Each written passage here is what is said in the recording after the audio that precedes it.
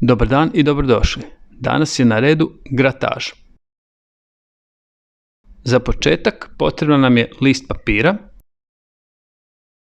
Taj list pokrivam masnim bojicama. Neki put ih nazivamo i voštanim bojama. To je pigment koji masnoća veže i lijepi na podlogu. Riječ grataž je francuska i znači grebati. I upravo to je ono što ćemo danas raditi. U biti, iako je riječ francuska, izvorno se radi o grčkoj riječi grafein, što znači pisati ili ugrebati. Dio papira sam pokrio masnim bojicama.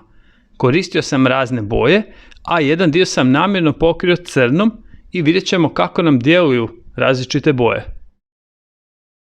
Masne bojice su prvi ili površinski sloj. Taj sloj premažemo običnim crnim tušem.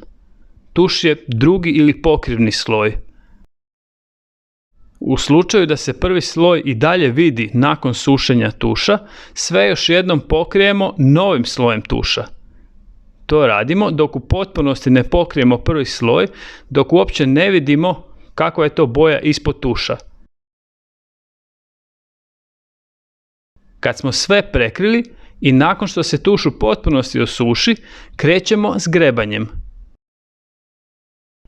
Grataž funkcionira na odbojnosti masnoće i vode.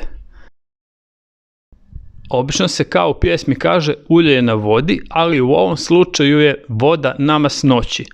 Prvi sloj su masne bojice, a na njih dolazi tuš, a tuš je u biti pigment koji je razrijeđen u vodi. Tuš se prima podloge, ali se ne prima prejako i mi ga možemo mehanički ukloniti, odnosno možemo ga izgrebati. To grebanje postaje naš crtež. Mi uklanjamo tuš i otkriva nam se površinski sloj, boja koju smo nanijeli ispod.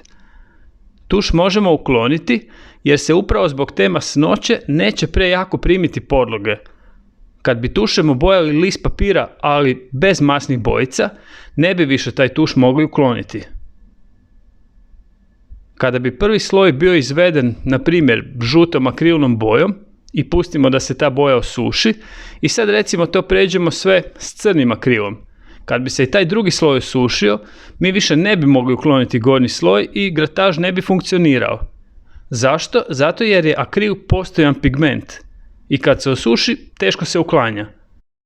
Obično je dobro da su boje koje koristimo postojane jer želimo da nam slike traju čim duže. Možemo koristiti i postojane pigmente, ali moramo biti brzi.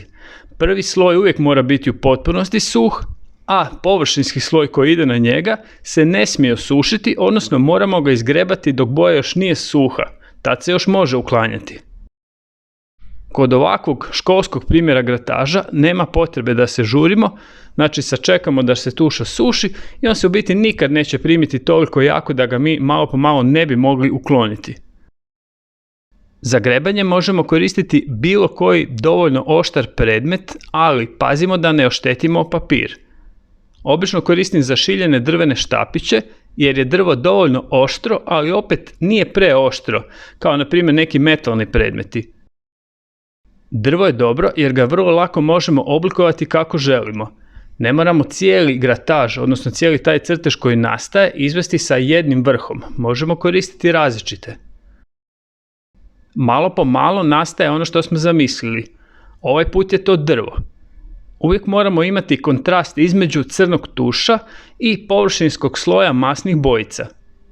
Namjerno sam u površinskom sloju koristio i crnu da vidimo da to u biti i nema smisla, jer kad uklonimo crni tuš, a ispod je sloj crne masne bojice, nema kontrasta i mi to skoro da i ne vidimo. Vidimo onako malo grebanja, ali vrlo malo se to primjećuje. Svjetliji površinski sloj će nam dati jači, više primjetan kontrast. Možemo li popravljati naš rad? Naravno. Ako ustanovimo da smo izgrebali nešto što u biti nismo trebali, to možemo opet pokriti tušem i poslije kad se tuš osuši opet ga dijelom ukloniti i na taj način doraditi crtež. I površinski sloj boje možemo također popravljati. Gledamo stablo. Recimo da želim da se ovaj prijelaz između boja manje vidi, uklonimo čim više tuša, ponovo pređemo taj dio bojicama, onda po potrebi opet ide sloj ili 2 ili 3 tuša i onda taj tuš kad se osuši izgrebemo dok ne postignemo ono što nam se čini dobro i zanimljivo. Ovo je bio jednostavan primjer grataža, nadam se da vam je bilo zanimljivo, probajte naći motiv koji vam se sviđa i probajte. I kao i uvijek, opustimo se, budimo kreativni, bit će sve ok. Sretno!